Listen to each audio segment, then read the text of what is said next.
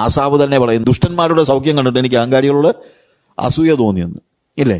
ചിലപ്പം നമ്മുടെ ചുറ്റുപാടുള്ളവരൊക്കെ നമ്മളെക്കാൾ സുഖമായിട്ടും സൗകര്യമായിട്ടും ഒക്കെ കഴിയുമ്പം ഹ്യൂമൻ വേയിൽ നമുക്ക് അസൂയൊക്കെ തോന്നാൻ ചാൻസ് ഉണ്ട്. എന്നാൽ ഞാൻ യഹോവയുടെ സന്നിധിയിൽ ചെന്ന് അവരുടെ അന്തം എന്താകുമെന്ന് ചിന്തിച്ചു. നിശ്ചയമായും നീ അവരെ വഴുവഴുപ്പിൽ നിർത്തിയിരിക്കുന്നു. എടാ, തെന്നി വീണ് താഴെ പോകാനുള്ളവനായി ഇവനൊക്കെ. പക്ഷേ നിന്നെക്കുറിച്ച് ദൈവം ഉദ്ദേശിക്കുന്നത് അതല്ല.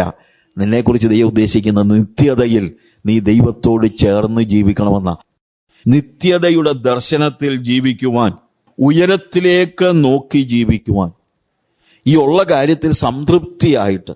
നമ്മൾ തിമോഥെയോസിന്റെ ലേഖനം 6-ാം അധ്യായം വായിക്കുമ്പോൾ അലംഭാവത്തോടു കൂടിയ ഭക്തി വളരെ ആദായമാണെന്ന് പറയുന്നുണ്ട്. പക്ഷേ അലംഭാവം എന്നുള്ള വാക്ക് നമുക്ക് മലയാളത്തിൽ അത്ര ക്ലിയർ ആയിട്ടല്ല. അവിടെ എഴുതിയിരിക്കുന്നത് അലംഭാവം, നമ്മൾ അവനൊരു അലംഭാവി എന്നൊക്കെ പറയും. പക്ഷെ അതല്ല, സംതൃപ്തി എന്നുള്ള വാക്കാണ്.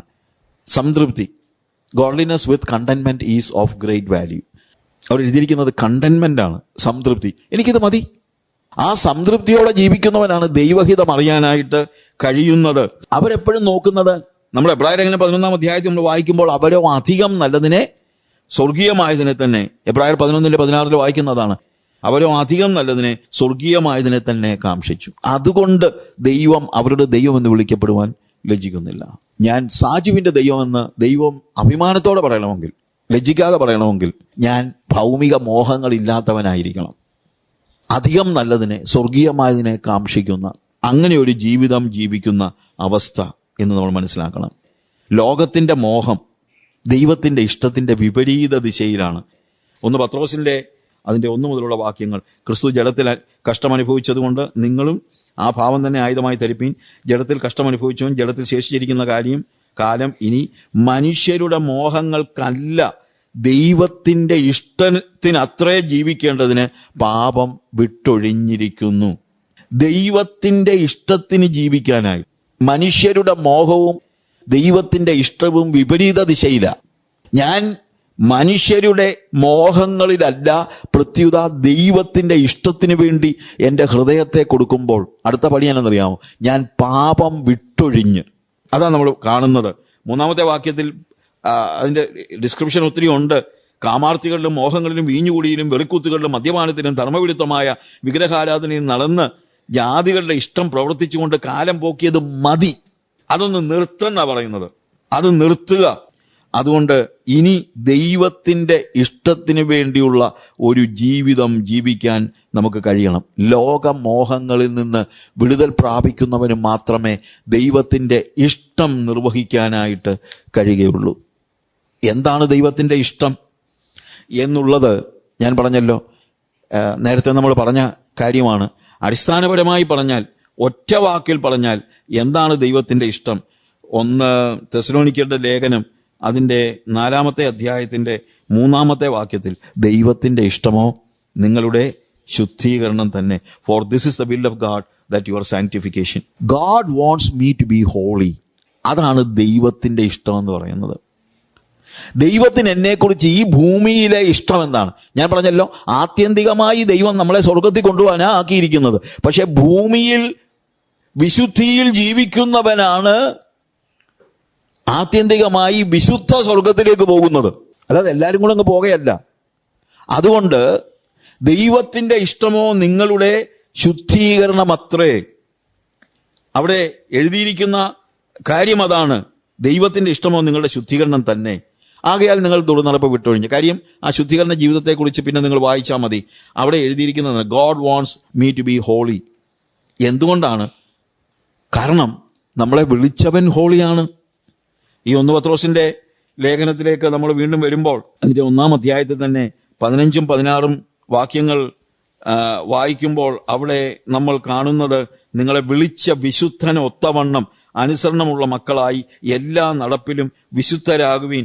ഞാൻ വിശുദ്ധനാകയാൽ നിങ്ങളും വിശുദ്ധരായിരിപ്പീൻ എന്ന് എഴുതിയിരിക്കുന്നുവല്ലോ. എന്തുകൊണ്ടാണ് നമ്മൾ വിശുദ്ധരാകേണ്ടത്? കാര്യം നമ്മളെ വിളിച്ചവൻ വിശുദ്ധനാണ്. നിങ്ങളെ വിളിച്ച വിശുദ്ധന് ഒത്തവണ്ണം എല്ലാ നടപ്പിലും നിങ്ങൾ വിശുദ്ധരാകുവിൻ. അനുസരണമുള്ള മക്കളായി എല്ലാ നടപ്പിലും വിശുദ്ധരാകുവിൻ. ഞാൻ വിശുദ്ധനാകയാൽ നിങ്ങളും വിശുദ്ധരാകുവിൻ എന്ന് എഴുതിയിരിക്കുന്നുവല്ലോ. അത് പഴയ നിയമത്തിലും പുതിയ നിയമത്തിലും എല്ലാം നമ്മൾ കാണുന്ന വേദഭാഗങ്ങളാണ്. Be holy because I am holy, your God is a holy God. ലേവ്യ പുസ്തകത്തിൽ നമ്മൾ 19 അധ്യായത്തിൽ 2 വാക്യത്തിലും 20 അധ്യായത്തിൻ്റെ 7 വാക്യത്തിലും 26 വാക്യത്തിലും എല്ലാം പറയുന്നൊരു കാര്യമുണ്ട്, be holy because I am holy. ദൈവം വിശുദ്ധനായതുകൊണ്ട് എന്നെ വിളിച്ച വിശുദ്ധനൊത്ത വണ്ണം ഞാൻ വിശുദ്ധിയിൽ ജീവിക്കണം. ദൈവത്തെ നമ്മൾ കാണുന്നത് തന്നെ വിശുദ്ധനായിട്ട് കാണണം, വിശുദ്ധനായിട്ട്. ഇന്നത്തെ ഒരു വലിയ പ്രശ്നം അതാണ്. നമ്മുടെ ദർശനം മുഴുവൻ നമുക്ക് വേണ്ടി കാര്യങ്ങളെ ചെയ്തു തരുന്ന ഒരു ദൈവം എന്നുള്ള, അല്ലെങ്കിൽ തന്നെ ഈ പ്രസംഗങ്ങളൊക്കെ ആണെങ്കിലും ഞാൻ എപ്പോഴും പറയാറുണ്ട്, there are privileges, there are responsibilities. നമുക്ക് പ്രിവിലേജസ് ഉണ്ട്, റെസ്പോൺസിബിലിറ്റീസും ഉണ്ട്. ദൈവം നമുക്ക് നിൻ്റെ ആവശ്യങ്ങളൊക്കെയും കർത്താവ് സാധിച്ചു തരും, അതൊരു പ്രിവിലേജാണ്.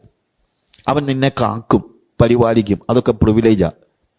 പക്ഷേ റെസ്പോൺസിബിലിറ്റി, ഞാൻ വിശുദ്ധനായിരിക്കുന്നത് പോലെ നിങ്ങളും വിശുദ്ധരാകുവിൻ.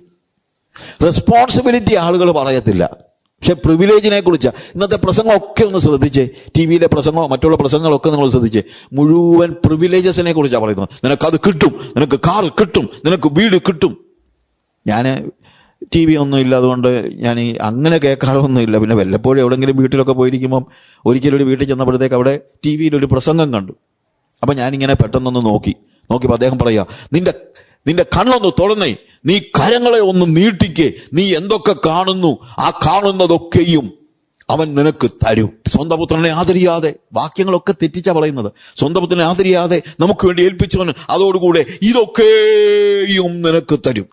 ഇതൊക്കെയും നീ ഒന്ന് കൈയൊന്ന് വിളർത്തിക്കേ, നീ കാറ് കാണുന്നോ നിനക്ക് കാറ് തരും, നീ വീട് കാണുന്നോ നിനക്ക് വീട് തരും. പ്രിവിലേജസാ പറയുന്നതല്ല, അങ്ങനെയൊന്നും വേദത്തിൽ പറഞ്ഞിട്ടൊന്നുമില്ല. നീ കാണുന്നതെല്ലാം കൂടെ തരാമെന്നൊന്നുമല്ല പറയുന്നത്. ശരിക്കും പറഞ്ഞു കഴിഞ്ഞാൽ അവിടെ ദൈവവചനത്തിൽ പറയുന്നത്, നിങ്ങളെ കർത്താവ് നീതീകരിച്ചെങ്കിൽ വിശുദ്ധീകരിച്ച് തേജസ്കരണം വരെ കൊണ്ടുപോകുമെന്നുള്ള വാക്യം അവിടെ മുഴുവൻ പറയുന്നത്. അവിടെ ആ ഒരു അധ്യായത്തിലെ ഭൗമിക കാര്യങ്ങൾ പറയുന്നില്ല. നിങ്ങളെ നീതീകരിക്കാൻ വേണ്ടി പുത്രനെ ഏൽപ്പിച്ചു തന്നവൻ അതോടുകൂടെ ഇതൊക്കെയും എന്ന് പറയുന്നത് നീതീകരിച്ച് വിശുദ്ധീകരിച്ച് തേജസ് വരെ നിങ്ങളെ കൊണ്ടുപോകയില്ലയോ എന്നാ ചോദിക്കുന്നത്. തേജസ്കരണത്തെക്കുറിച്ച് പറയുന്ന കാര്യമാണ്. ഇവിടുത്തെ മണ്ണ് പിടിച്ച കാറും വീടും മറ്റേത് മറിച്ചൊക്കെ പറഞ്ഞുകൊണ്ട് മനുഷ്യൻ ദൈവവചനത്തെ ഇങ്ങനെ കോട്ടിമാട്ടുന്നത് കാണുമ്പോൾ സങ്കടം വരും. എന്തോ ചെയ്യാനാ? നോക്കുക, ഇവിടെ കർത്താവ് പറയാണ്, അവൻ്റെ പരിശുദ്ധിയെക്കുറിച്ചുള്ള ഒരു ദർശനം നിനക്കുണ്ടാകണം. ഞാൻ വിശുദ്ധനായിരിക്കാൻ നിങ്ങളും വിശുദ്ധരാകുവിൻ. യേശുവിനെക്കുറിച്ച് അല്ലെങ്കിൽ ദൈവത്തെക്കുറിച്ചുള്ള ദർശനം നമുക്കുണ്ടാകേണ്ടത് അവൻ്റെ വിശുദ്ധിയുടെ ദർശനമാണ്. അവൻ്റെ വിശുദ്ധിയുടെ ദർശനം. യെശയ്യാ ഒരു പ്രവാചകനായിരുന്നു, എന്നിട്ടും 6 അധ്യായം വന്നപ്പോൾ അവന് ദൈവം തന്നെ വെളിപ്പെടുത്തി, ഒരു ദർശനം നൽകി, ഒരു ദൈവദർശനം. 6 അധ്യായത്തിൻ്റെ 1 മുതലുള്ള വാക്യങ്ങൾ നമ്മൾ വായിക്കുമ്പോൾ, ഉസിയ രാജാവ് മരിച്ച ആണ്ടിൽ നിങ്ങൾക്ക് വാക്യം അറിയാം, കർത്താവ് ഉയർന്നും പൊങ്ങിയുള്ള സിംഹാസനം ഇരിക്കുന്നത് ഞാൻ കണ്ടു. സറാഫുകൾ അവന് ചുറ്റുമുണ്ടായിരുന്നു. ഓരോരുത്തരും 6 ചിറകുകളുണ്ടായിരുന്നു. 2 കൊണ്ട് മുഖം മൂടി, 2 കൊണ്ട് ശരീരം മൂടി, ദേഹം മൂടി, 2 കൊണ്ട് പാദങ്ങൾ മൂടി. ഒരുത്തനോടൊരുത്തൻ സൈന്യങ്ങളുടെ യഹോവ പരിശുദ്ധൻ പരിശുദ്ധൻ പരിശുദ്ധൻ എന്ന് ആർത്തു പറഞ്ഞു. ശരിയായ ദൈവദർശനം, ദൈവത്തിൻ്റെ പരിശുദ്ധിയെക്കുറിച്ചുള്ള ദർശനം. ഗോഡ് ഈസ് ഹോളി എന്നുള്ളതാണ്. ഗോഡ് ഈസ് പ്രൊവൈഡർ എന്നുള്ളത് ഒക്കെ പിന്നത്തെ കാര്യമാണ്. God is provider. പക്ഷേ ദൈവത്തെ ഞാൻ അറിയേണ്ടത് അവൻ്റെ വിശുദ്ധിയെക്കുറിച്ചുള്ള തിരിച്ചറിവാണ്. യെശയ്യാ 6 അധ്യായം നിങ്ങൾ വീട്ടിൽ പോയി വായിക്കണം, ഒന്നുകൂടെ വായിക്കണം. അവിടെ നമ്മൾ കാണുന്നത് കർത്താവ് വിശുദ്ധൻ, he is the most holy എന്ന അർത്ഥത്തിലാണ്. He is holy holy holy എന്ന് വെച്ച് കഴിഞ്ഞാൽ ഇവനെപ്പോലെ വിശുദ്ധനായ ഒരാളെ നിനക്ക് കാണാൻ കഴിയില്ല. ആരാ പറയുന്നത്? സറാഫുകൾ പറയുകയാണ്. സറാഫുകൾ ചെറിയ ആൾക്കാരൊന്നുമല്ല. അവർ ആർക്കുന്ന ശബ്ദത്താൽ ആലയത്തിൻ്റെ ഉമ്മരപ്പടികൾ കുലുങ്ങി, ആലയം പുക കൊണ്ട് നിറഞ്ഞു. നമ്മളിവിടെ നിന്ന് എത്ര വർത്തമാനം പറഞ്ഞാലും ഇവിടെങ്ങും പുകയും വരത്തില്ല, ഇതൊന്നും കുലുങ്ങുകയുമില്ല, ഇല്ലേ? പക്ഷേ അത്രയ്ക്കും ശക്തന്മാരായ സറാഫുകൾ പറയുകയാണ്, അയ്യോ നമുക്ക് ഈ ദൈവത്തെ കാണാൻ പോലും കണ്ണു തുറക്കാൻ പറ്റുന്നില്ല. 2 കൊണ്ട് മുഖം മൂടിയെന്ന് എഴുതിയിരിക്കുന്നു. അയ്യോ കർത്താവിനെ കാണാൻ വയ്യ, ഇവൻ എന്തോരും പരിശുദ്ധനാ ഇവൻ, ഹീ ഈസ് ഹോളി. അടുത്താൾ പറയുക അവൻ്റെ അടുത്തോട്ട് അടുക്കാൻ 2 കൊണ്ട് ദേഹം മൂടിയെന്ന്. അവന്റെ അടുത്തോട്ട് നമുക്ക് അടുക്കാൻ പറ്റുന്നില്ലല്ലോ, ഇവൻ എത്ര പരിശുദ്ധൻ. സറാഫുകളാ പറയുന്നത്.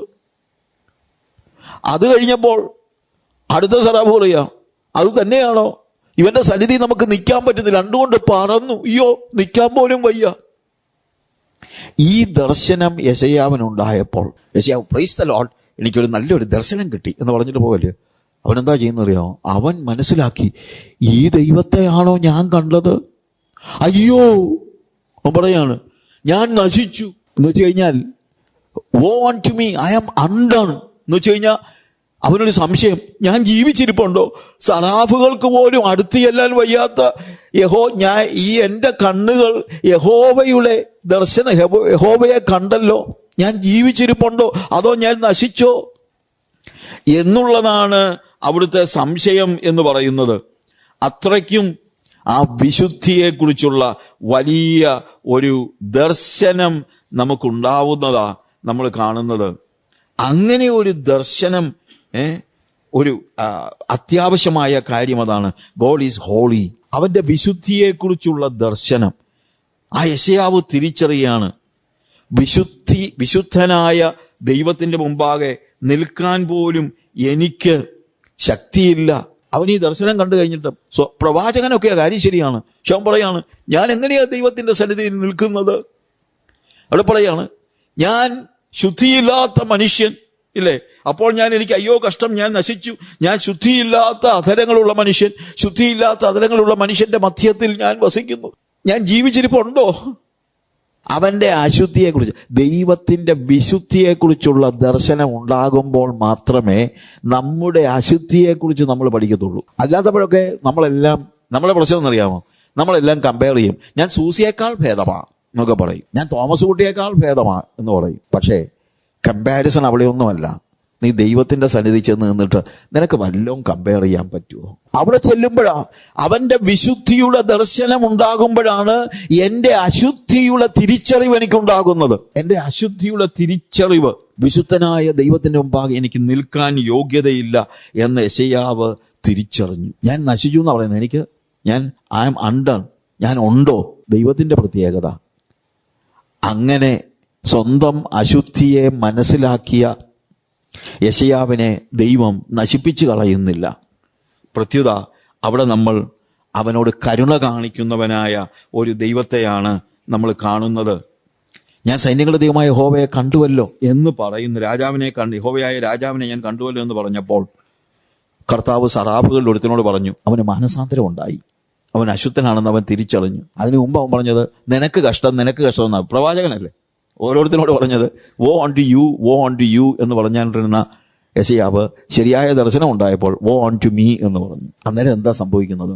കർത്താവ് പറഞ്ഞു, മോനെ, നീ അശുദ്ധനാണെന്ന് നിനക്ക് മനസ്സിലായല്ലോ, ഞാൻ നിന്നെ തള്ളിക്കളയുന്നില്ല, ഞാൻ നിന്നെ ശുദ്ധീകരിക്കാൻ പോകുകയാണ്. സറാഫുകളിൽ ഒരുത്തൻ യാഗപീഠത്തിൽ നിന്ന് കൊടിൽ കൊണ്ട ഒരു തീക്കനലെടുത്ത് കയ്യിൽ പിടിച്ചുകൊണ്ട് എൻ്റെ അടുക്കൽ പറന്നു വന്നു, അതെൻ്റെ വായ്ക്ക് തൊടുവിച്ചു. ഇത് നിന്റെ അധരങ്ങളെ തൊട്ടതിനാൽ നിന്റെ അകൃത്യം നീങ്ങി നിന്റെ പാപത്തിന് പരിഹാരം വന്നിരിക്കുന്നു എന്ന് പറഞ്ഞു. ദൈവദർശനം, ദൈവത്തിന്റെ വിശുദ്ധിയുടെ ദർശനം ഉണ്ടാകുമ്പോൾ എൻ്റെ അശുദ്ധിയുടെ ദർശനം എനിക്കുണ്ടാകണം. അങ്ങനെ അശുദ്ധിയുടെ ദർശനം ഉണ്ടായി ദൈവത്തിന്റെ സന്നിധിയിൽ അനുതപിച്ച് കരയുമ്പോൾ ദൈവം നമ്മളെ തള്ളിക്കളയല്ല, പ്രത്യുത അടുത്ത സ്റ്റെപ്പ് വരുന്നതിനെന്നറിയാമോ? ശുദ്ധീകരണമാണ്. ദൈവത്തിന്റെ ഇഷ്ടമോ നിങ്ങളുടെ ശുദ്ധീകരണം തന്നെ. സറാഫുകളിൽ ഒരുത്തൻ, അവിടെ നമ്മൾ എഴുതിയിരിക്കുന്നത്, കൊടിൽ കൊണ്ട് ഒരു തീ എടുത്ത് കയ്യിൽ തീക്കനലെടുത്ത് പിടിച്ചുകൊണ്ട് എൻ്റെ അടുക്കൽ വന്നു, അതെൻ്റെ വായ്ക്ക് തൊടുവിച്ചു. ഇത് നിന്റെ അധരങ്ങളെ തൊട്ടതിനാൽ നിന്റെ അകൃത്യം നീങ്ങി നിന്റെ പാപത്തിന് പരിഹാരം വന്നിരിക്കുന്നു എന്ന് പറഞ്ഞു. നോക്ക്, അതാണ് ദൈവത്തിൻ്റെ കൃപ. ദൈവത്തിൻ്റെ കൃപ കുഴപ്പമില്ലെന്ന് പറയുന്നതല്ല, പ്രത്യുത ദൈവത്തിന്റെ കൃപ നമ്മുടെ പാപങ്ങളെ ശുദ്ധീകരിക്കുന്നതാണ്.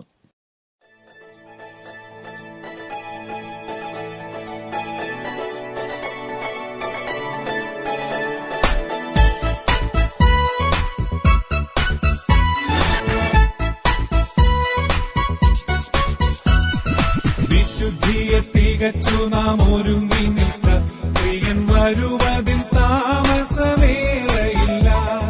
വിശുദ്ധിയെ തികച്ചു നാം